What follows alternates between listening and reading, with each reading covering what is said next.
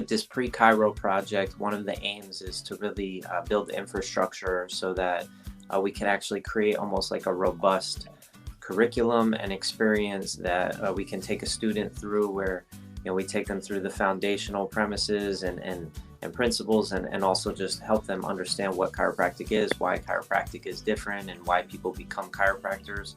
But we also try and expose them to the skill set in sort of that second level. I'm splitting innate up into your inner state, which is your inner scientist, thinker, artist, teacher, and entrepreneur. And I'm just curious, like for you, thinking on that, what do you think is crucial or essential for a prospective student to gain experience in? I didn't really just touch on levels 3, 4, 5, or 6, but really after they leave a life leadership weekend and maybe they still have 2 years of undergrad or prerequisites, or they're preparing themselves to go to chiropractic school. Do you have any specific advice or specific sort of experiences that you believe that they should encounter or engage with before going? Well, I definitely think if they're doing that pre-chiropractic thing, they should find a chiropractor that they can start getting adjusted by. There's no replacement for actually getting adjusted. You can talk about it all you want, but that hands-on experience and seeing the difference. I think that's one thing. If a couple of the colleges have Pre Chiro Clubs where they actually get in and have speakers come in and get involved, find a chiropractor as a mentor that you can shadow or go into their office and watch and listen to what goes on. Start reading some of the I'm not saying to read the green books, because sometimes they get way out of, you really have to understand chiropractic. But if you even picked up a book like Stevenson's, the 33 Principles, and just to start reading or looking through that, to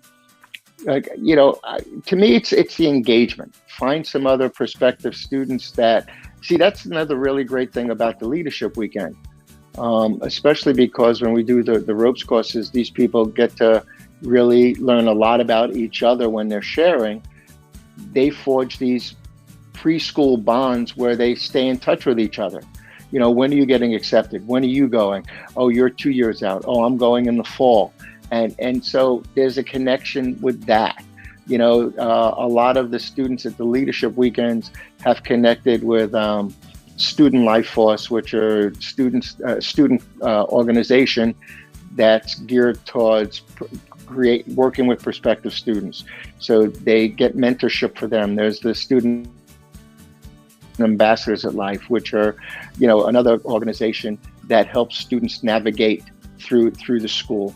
So after these leadership weekends, the prospective students have a lot of these current students' names and email addresses and phone numbers, so they keep in touch with them. The whole thing, I think, is keeping connected.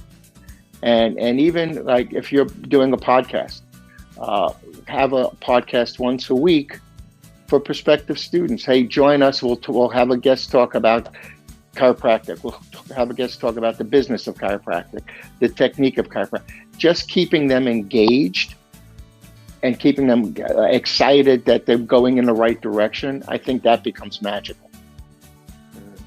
100%. Thank you. Yeah, no, one of my bigger frustrations is that you look at the investment in the prospective student. I know Life University does a great job, and Sherman as well. They have the Roar program, and then there's the Life Force Doc program, and there are these outlets around the world that people who are students that are looking for a path of purpose can get tapped into these chiropractic offices. But I just think that these life leadership weekends or the Champions for Life at Life West, they leave students on a high and they leave them excited and engaged. And like you just said, keeping them engaged and giving them enough that they can see the next 2 years, 3 years, 4 years of preparing for chiropractic school to be full with chiropractic related things that can really have them show up on day one, just like really focused on chiropractic. So, and clear on why they're becoming chiropractors, so that we can have less students,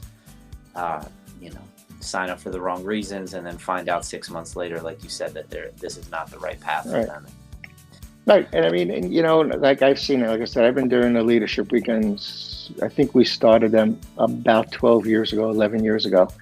And the more we push the students into making a choice based on the new knowledge that they have, the lower the attrition rate we've seen in the school.